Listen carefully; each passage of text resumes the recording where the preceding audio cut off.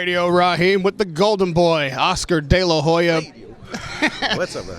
Putting on a huge event here at Madison Square Garden. It's a big deal when fighters fight here. This is the first time Canelo is fighting at Madison Square Garden. And the first thing you said at this press conference was, pay-per-view is dead. Yeah. That's a huge statement in boxing. I mean, people have been making their bread and butter off that for quite some time. So the transition in the business of boxing, which I'm sure you feel like you're at the forefront of, what makes the difference between what a fight is worth paying for and a fight now that is essentially free? Why shouldn't boxing still be paid for? Well, because you have digital platforms like DAZN who are coming to the rescue, basically. DAZN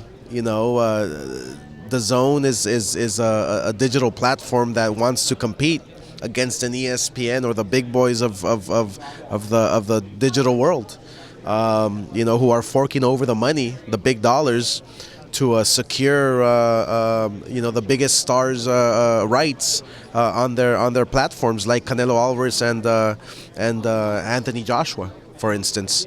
We strongly feel that the time is now. The message is right. The fight is the perfect fight here at the Garden. To send that message and tell them, hey, look, I mean, times are changing. People don't want to be told what to watch, when to watch, where to watch anymore. And people are watching on their tablets, on their phones, on their computers, on their smart TVs. So this is it's about time. HBO has to be the king of pay-per-view as far as boxing goes. The networks, Golden Boy has made plenty of pay-per-view dollars there with HBO. And now with it dissolving, HBO boxing not being a thing anymore, which seems almost unthinkable. What are your thoughts on why HBO isn't in the game anymore and your time there?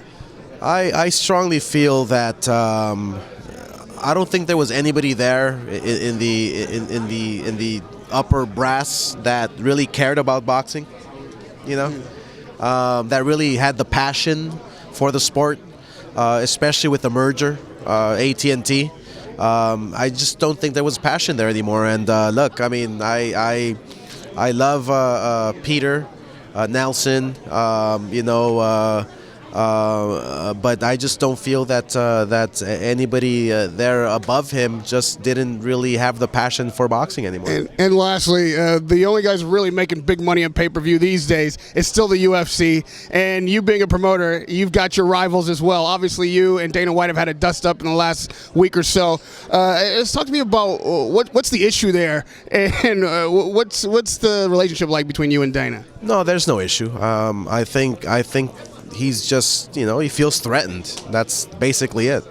I mean, look, I staged one event, and you have Dana, bitching and crying, about staying in my own lane. I mean, the fact of the matter is that he tried getting into boxing, and